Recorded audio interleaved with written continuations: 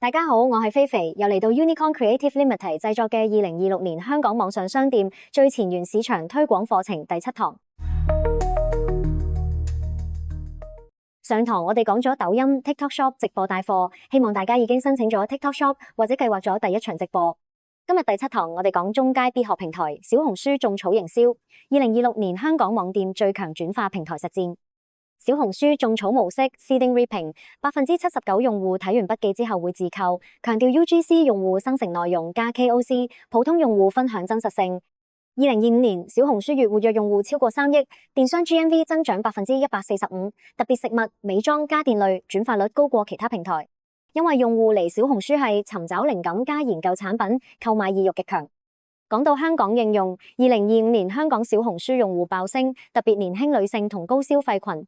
58% 用戶用平台搜品牌產品，39%每周研究。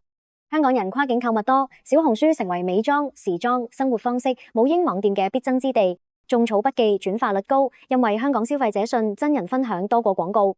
2026年預計香港小紅書電商增長更快。L'Oreal 同 Coach 喺香港小紅書種草轉化率升30%到50%。香港本地品牌如美妝、美食用 KOC 分享，單篇筆記可帶數千流量到網店。2025年小紅書食物、家電類 GMV 增長最猛。香港壁扣式蛋撻種草，年收入過億借鏡。筆記曝光加點擊率高 ，ROI 平均5到8美元每1美元。其實操作步驟超簡單，香港中小網店低成本玩小紅書。1. 開企業號，香港之餘綁定 Shopify 或者獨立網店 link。2. 揾 KOC 微網紅。用小紅書蒲公英平台或手工手，目標1到5萬粉，真實分享型。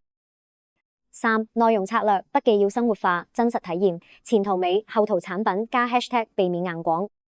4. 推流用蒲公英投注，信息流廣告或者自然種草。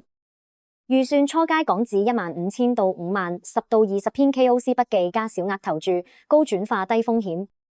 2025年小紅書種草平均轉化率高過 Instagram 2到3倍 ，GMV 增長 145%，KOC 筆記 ROI 高達8美元每1美元。香港品牌用小紅書後，流量同訂單明顯升，因為用戶信任度高達70%到80%。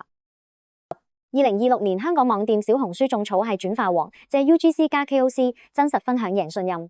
下堂講虛擬網紅加 AI 生圖，開小紅書企業號或檢查已有。搜3到5個適合你產品嘅 KOC， 計劃1篇種草筆記大綱，標題加內容點，做完留言分享。多謝收睇第7堂，記得 like 同 subscribe Unicorn Creative Limited 頻道，下堂見，拜拜。